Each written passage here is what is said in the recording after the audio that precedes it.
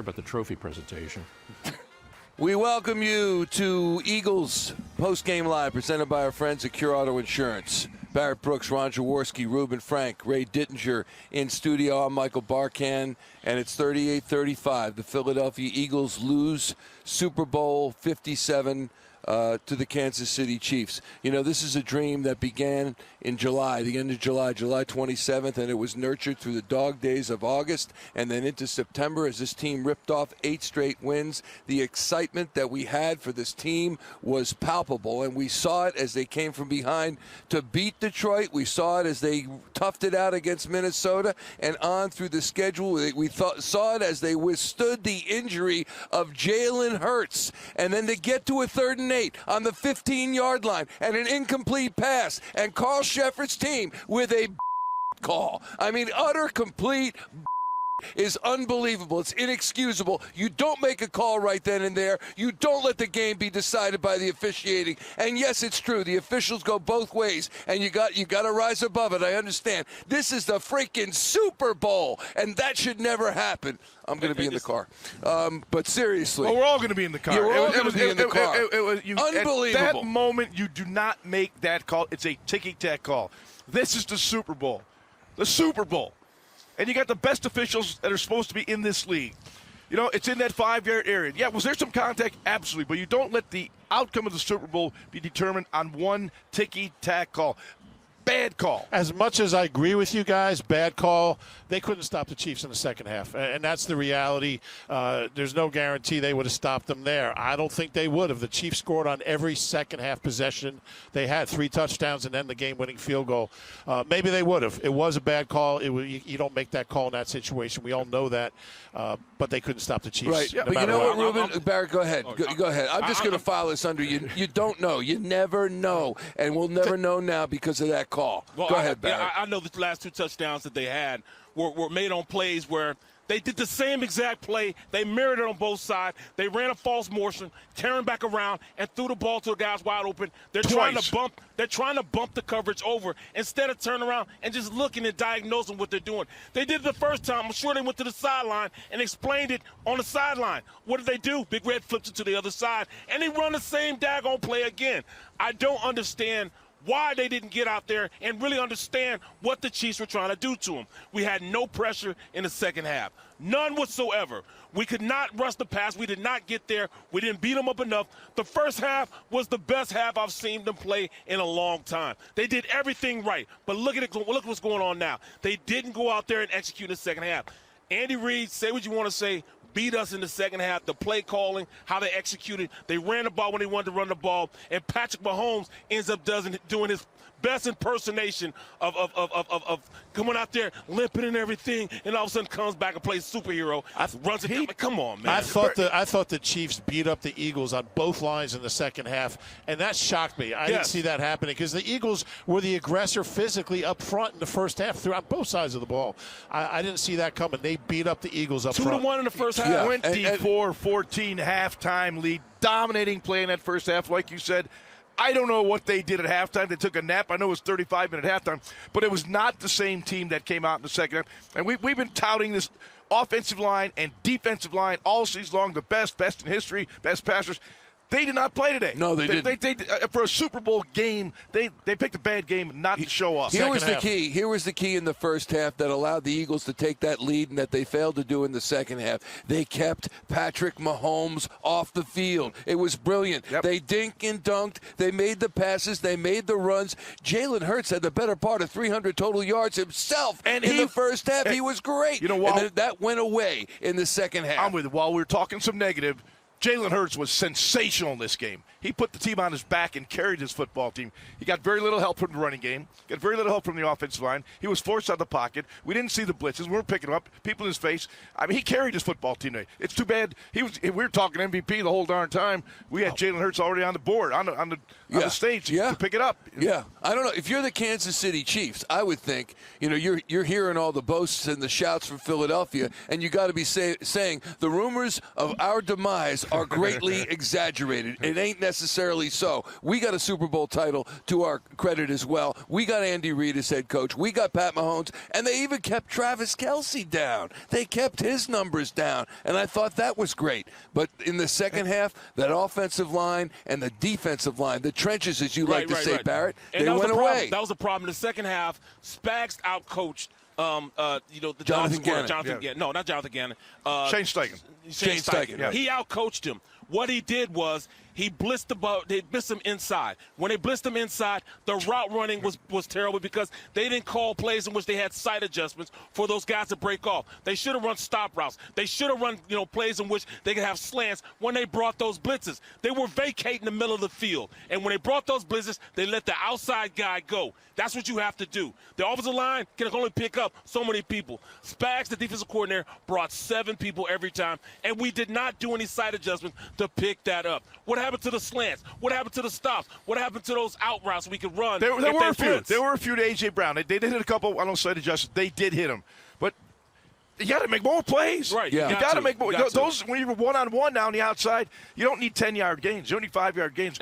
Break a tackle, get it in space. That's when the explosive plays come. We talked on the pregame about those few big plays you have an opportunity to make. Quez Watkins drops a pass. Yeah, Jalen is sensational. Right In his as great as Jalen was, that fumble, that's 7 points. You're right. A punt return at the end of the game down to the 5-yard line. Those are plays you can't make against a team like the Chiefs. You're not going to win the game if you make those plays. All right, let's get an opinion from our Hall of Famer. We go back to Philadelphia. We check in with Ray Dittinger. Ray, we've been ranting and raving. I don't know what you saw from this game, what your thoughts were, especially Ray. I'm glad you're laughing now. But when you look at that first half where the Eagles really played well, even though they had some miscues, versus the second half where they virtually disappeared, it was shocking, really, the difference, Ray. Time of possession. The Chiefs Mahomes didn't have the ball in the first half, and he had it a lot in the second half. And once he got the ball, he knew what to do with it. The Bradbury call is a bad call for sure, but that's not the difference.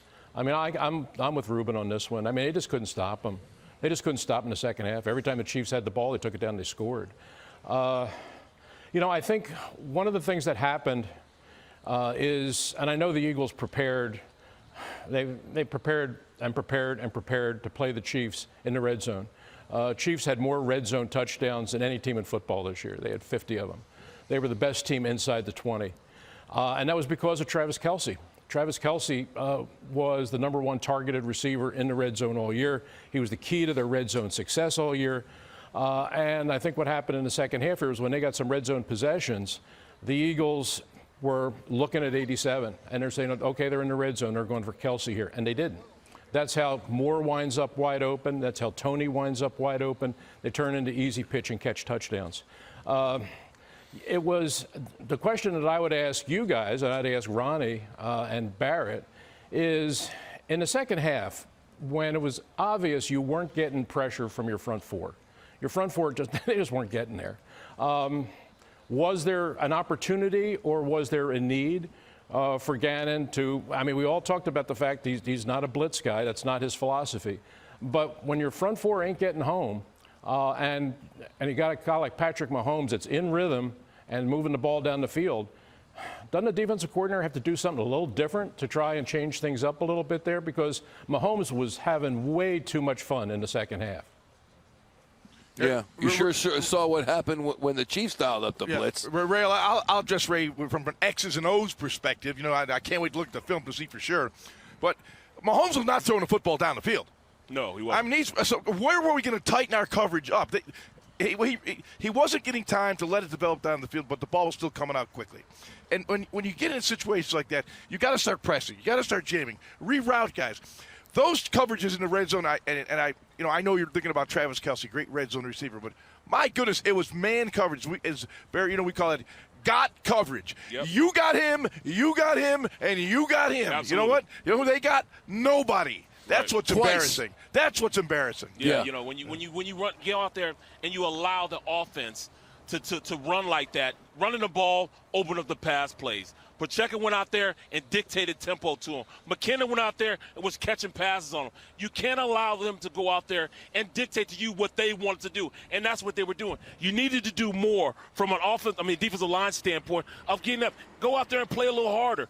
At that point, I saw a lot of the times they became undisciplined in their pass rush. They would go inside knowing that they can't do that against Patrick Mahomes.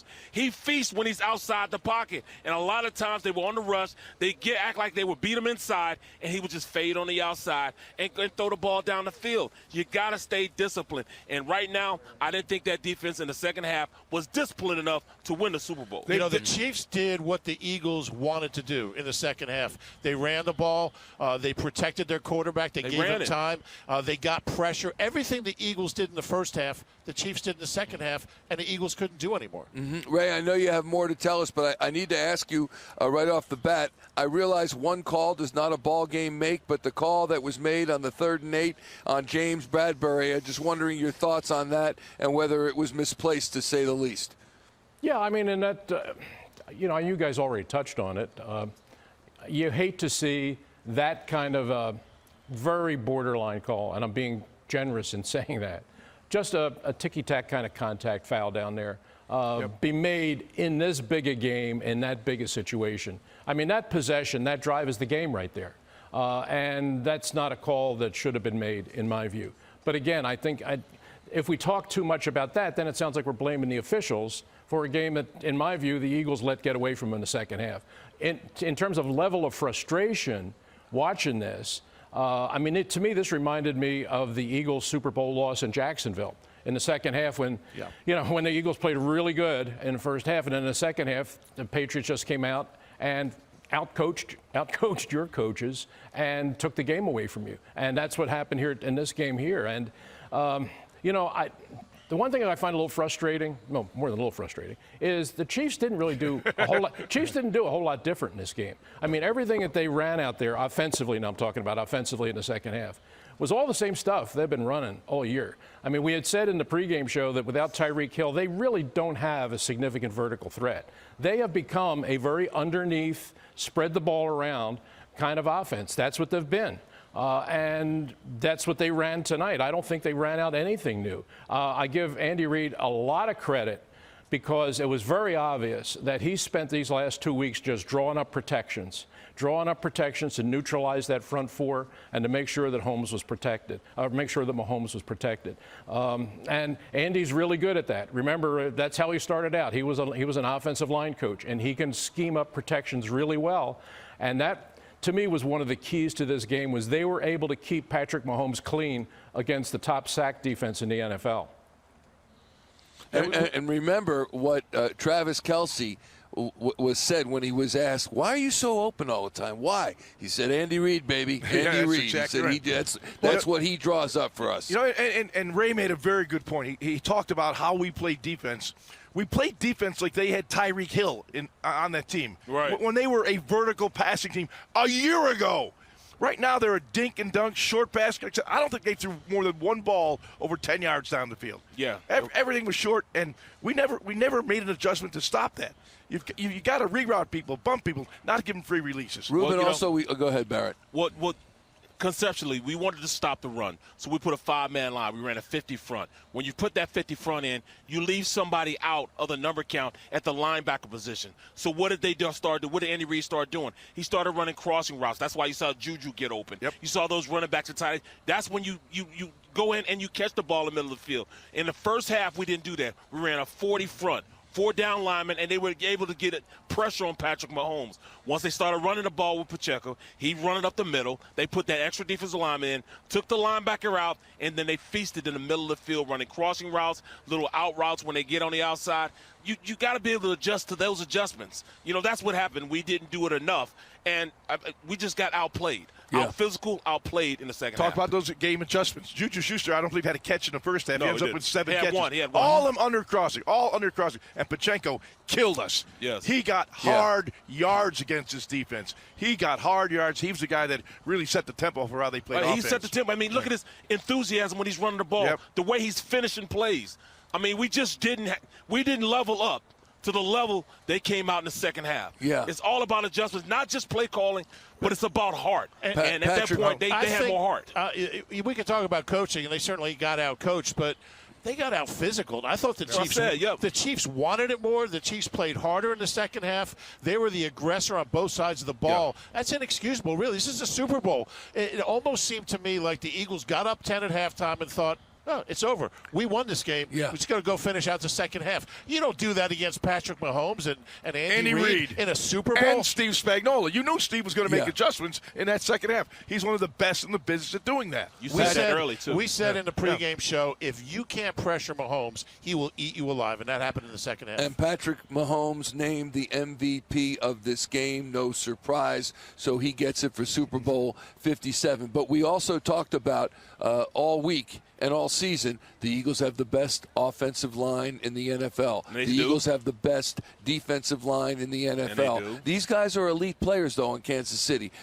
They're only human. You think they're going to listen to that stuff day in and day out and not come and bring it? Maybe that is the reason, not for the play calling, but the out physical part, because they just weren't going to listen to it. No, it wasn't that. It's just that, the Chiefs wanted it more. The Chiefs dictated tempo, and that's what it's all about, dictating tempo. You know when you're the better team out there. We did that in the second half. I mean, the first half. We dominated the first. What the hell happened? Well, I mean, what happened? The Chiefs say, you know what? We're tired of playing around. We're going to come out and hit you in the mouth. You know what I'm saying? What Tyson say? Everybody has a plan until they get hit in the mouth. Well, they hit him in the mouth. They came back out and came back and gave us a right and left cross. Knocked us out. I'll tell you what, if I'm a Chiefs offensive defensive lineman and I hear every day all week that the Eagles have the best O-line and the best D-line, that's going to piss me off.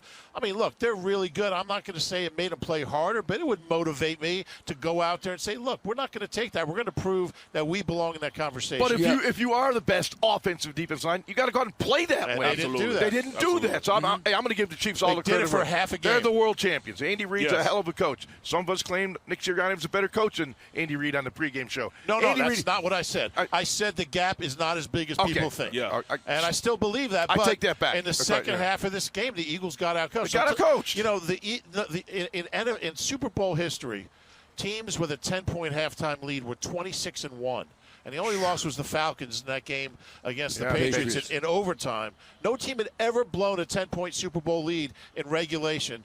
That's a reflection on the staff, on these players. That's inexcusable. It can't happen. Of all the numbers that you've spouted out throughout the last week, that one crushes that one is the killer. That resonated. 10-point lead, 26-1. Finish the game. 26-1. 26-2. Yeah. Let's go back to Ray Dittinger. Ray, when you look at the trenches again, when you look at the offensive line, what Reuben just said, Barrett and Jaws as well, the Chiefs came out and they out-physicaled them, not to mention the play calling. They did. There's no doubt about that. The one point that you guys made here that you've got me shaking my head. You're saying that these guys didn't want this game, that there was some sort of an emotional letdown for these guys, that the Eagles came out flat in the second half.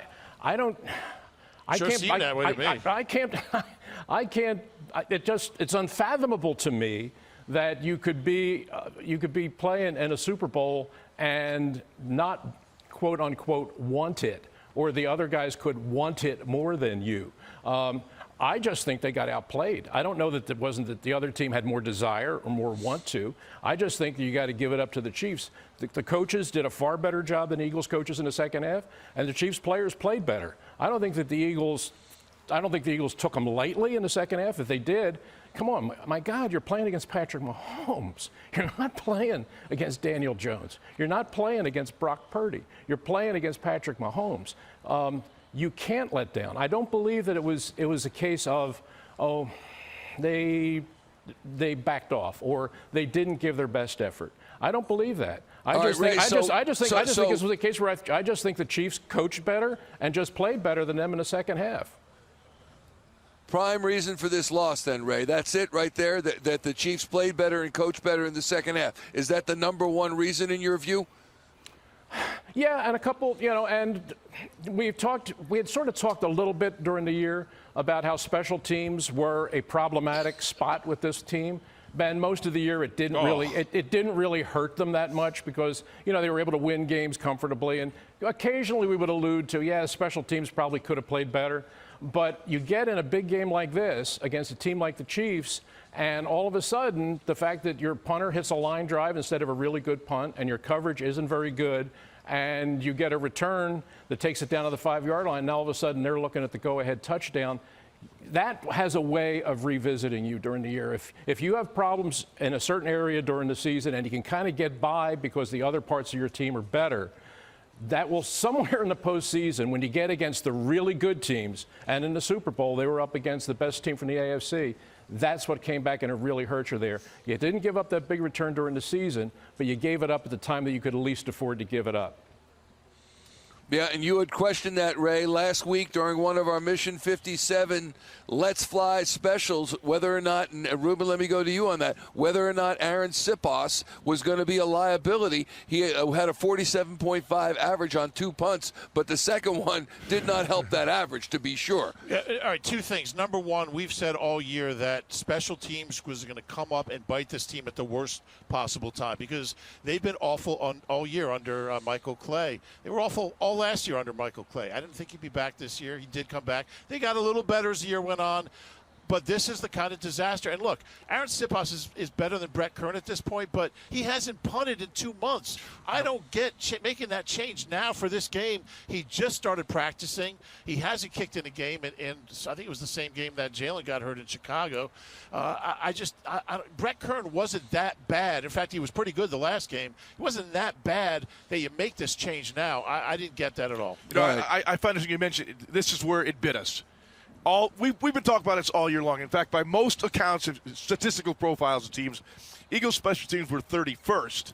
The Chiefs were 32nd. They have a great special teams coach. They just moved up. And Dave Tubb. Yeah, that whole thing changed. But you never know. When you get in games like this, that's where you cannot have a weakness. That weakness came up and cost us a possible Super Bowl win. Yeah, and there's no whooping and hollering out here outside the stadium. There's no whooping and hollering at Frankfurt and Cottman, and certainly not on Broad Street. And we expected that the Eagles would come home with another Super Bowl title, and it'll have to wait, we hope, for next year.